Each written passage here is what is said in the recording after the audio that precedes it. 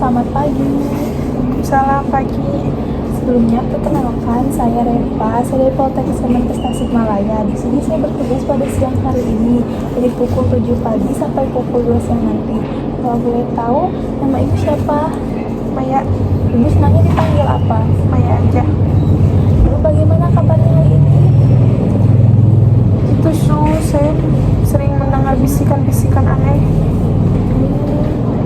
Apa ibu yang sudah ibu lakukan untuk mengatasi perasaan tersebut? Paling saya menutup telinga saya, Lalu bagaimana hasilnya setelah ibu melakukan hal tersebut? Suaranya masih tetap aja. Baiklah Bu, jadi maksud kedatangan saya ke sini untuk membantu dalam mengontrol halusinasi yang ibu rasakan agar bisa mengenal halusinasi yang ibu alami saat ini. Untuk waktunya mungkin sekitar 15-20 menit saja. Bagaimana Bu? Untuk tempatnya mau di mana? Baik, kalau begitu tempatnya di sini ya Bu. Yesus. Tujuannya dilakukan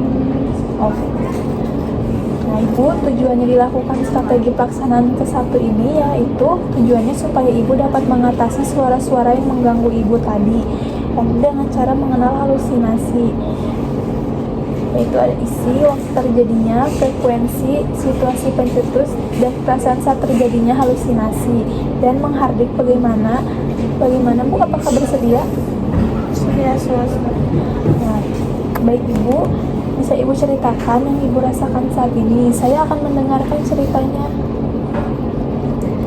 Jadi yang saya rasakan, kenapa saya bisa mengalami ini, saya tidak tahu.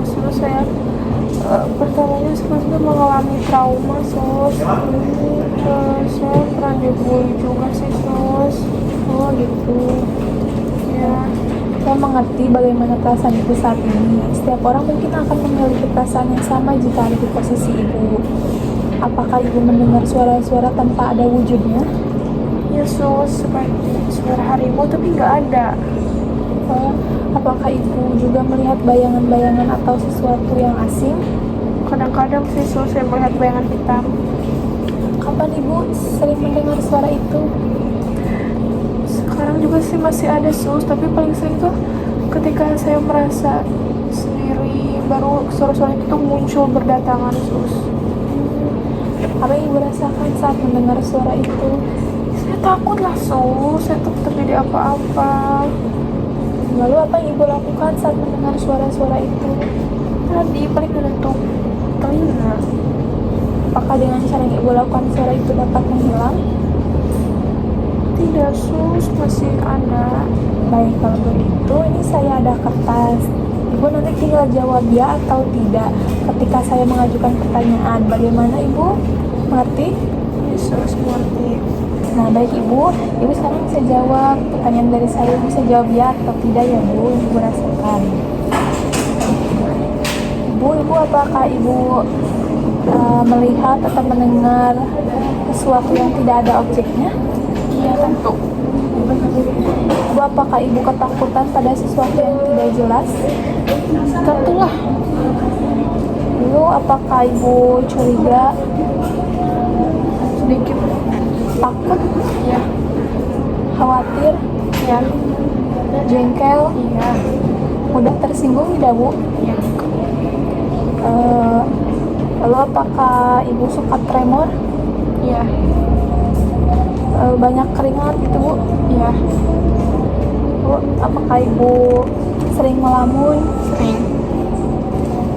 Tertawa sendiri? Menurut Allah kurang ya. Enggak. Ibu apakah Ibu berusaha menghindari orang lain? Ya. Ibu apakah Ibu suka panik? Iya. Ibu suka menyendiri, menarik diri dari orang lain? Iya. Baik Ibu.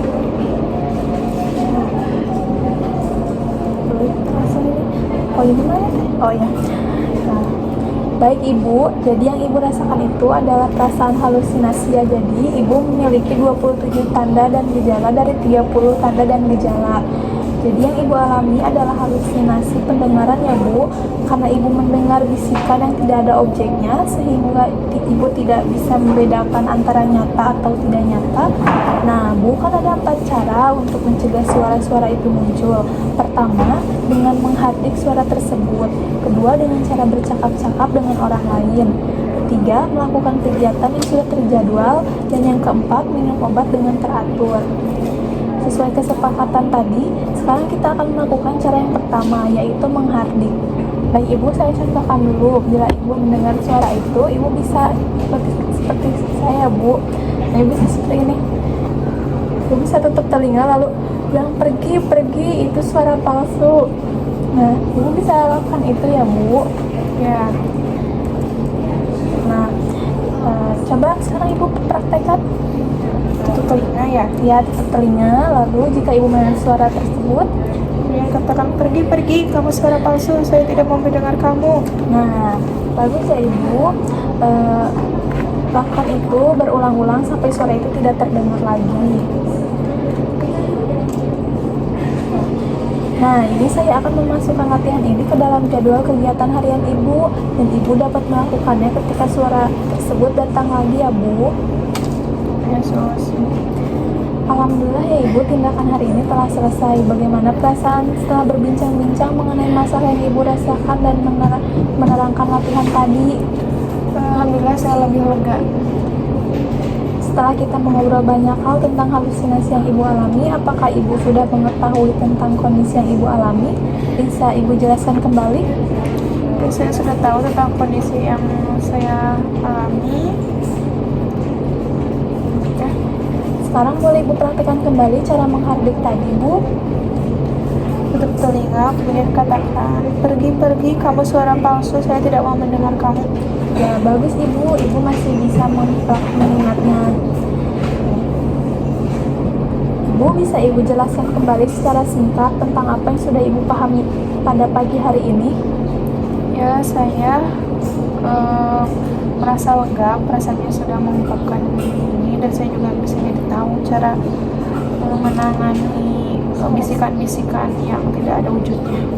Alhamdulillah Ibu sudah paham yang saya jelaskan ya Bu, karena Ibu sudah mengetahui tentang isi frekuensi waktu terjadi situasi tercetus dan respon Ibu terhadap halusinasi yang Ibu alami.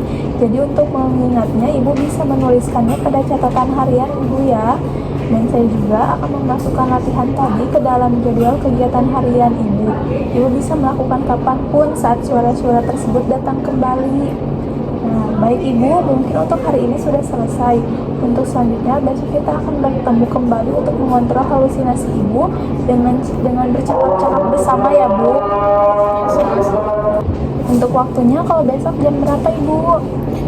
Jam 10. Nah, untuk tempatnya apakah Ibu ingin di tempat yang lain? Sini saja. Baik, besok pagi saya akan kembali lagi ke sini pada pukul 9 dan tempatnya masih di sini ya. Kalau begitu saya izin pamit ya Bu, selamat beristirahat Bu.